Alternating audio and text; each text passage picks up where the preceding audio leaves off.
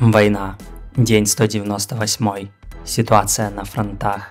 Украинское наступление показало, что российские войска готовы воевать на чужой земле, имея превосходство в технике, артиллерии и авиации.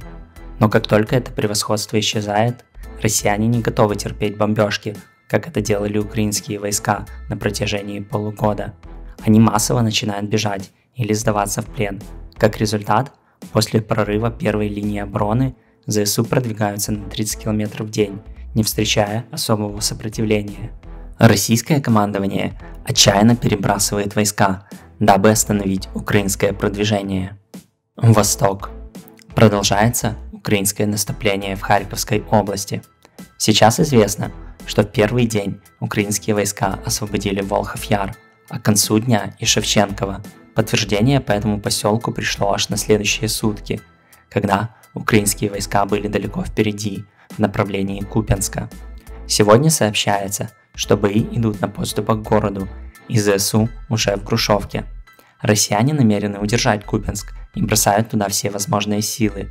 Учитывая, что город близко к границе, небольшие подкрепления пришли в течение нескольких часов. Но куда более важно, что сюда перебрасываются части 3-го армейского корпуса, который только недавно прибыл на запорожское направление. Похоже, битва за Купянск будет ожесточенной. Южнее сообщается, что украинские войска достигли Санькова, тем самым перерезав снабжение Изюма. Вчера была полностью освобождена Балаклея, город с населением 27 тысяч человек, и это довольно серьезный успех украинской армии. Хотя, конечно, с Коровником в Песках и захватом россиянами села Благодатного с населением 400 человек, которое россияне праздновали 2 недели, несопоставим. Поскольку дороги были блокированы, русские выходили пересеченной местностью, из-за чего теряли технику в больших количествах. Также часть их войск попала в плен, а часть была уничтожена. Населенные пункты, такие как Чкаловская, которые обходили в первый день наступления, в итоге тоже освобождены. Местные жители освобожденных населенных пунктов выходят встречать украинские войска и благодарят за спасение. Кстати, сейчас российская пропаганда придумала оправдание столь стремительному продвижению украинских войск, что это, мол, специально выманиваются войска с укрепленных позиций, дабы их потом разбить в чистом поле.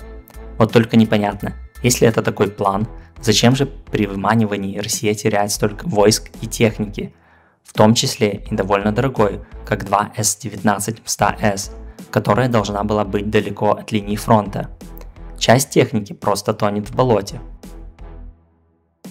Южнее о дальнейших продвижениях со стороны Старого Каравана и Озерного неизвестно.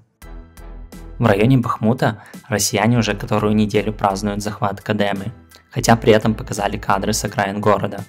Население Кадемы, если что, 590 человек. Далее сообщается о обстрелах и боях, но без продвижений. Юг. Украинское наступление на юге продолжается. Основные действия происходят на левобережном плацдарме на Ингульце, где ЗСУ, помимо продвижения вглубь в сторону Береслава, также расширяют его в ширину, дабы предотвратить возможные контратаки с флангов. Так, сегодня стало известно о освобождении села Благодатовки. Также сообщается о боях вдоль трассы Николаев-Херсон.